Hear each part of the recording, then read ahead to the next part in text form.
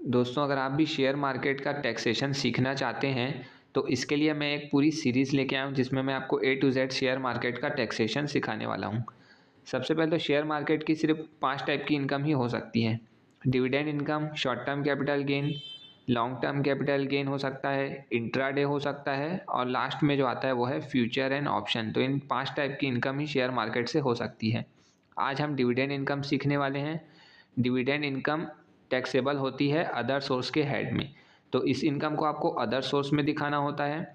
7 लाख तक अगर आपको डिविडेंड मिला है तो उस पर आपको 0 टैक्स देना है, जो मैं आपको एग्जांपल के साथ आगे समझाने वाला हूँ।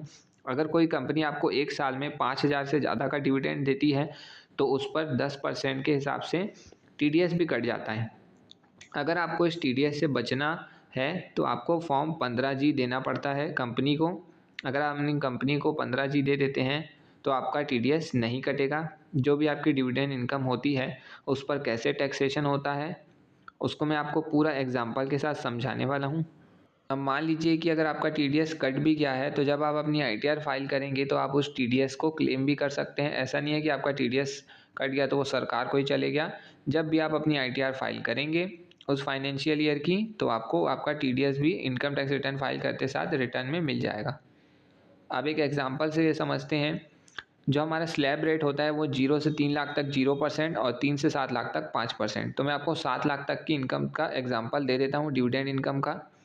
पहले जो 3 लाख हैं उस पर तो 0 टैक्स है, ठीक है। अब आगे के जो आपके 4 लाख बचे उस पर 5% के हिसाब से आपको टैक्स देना है।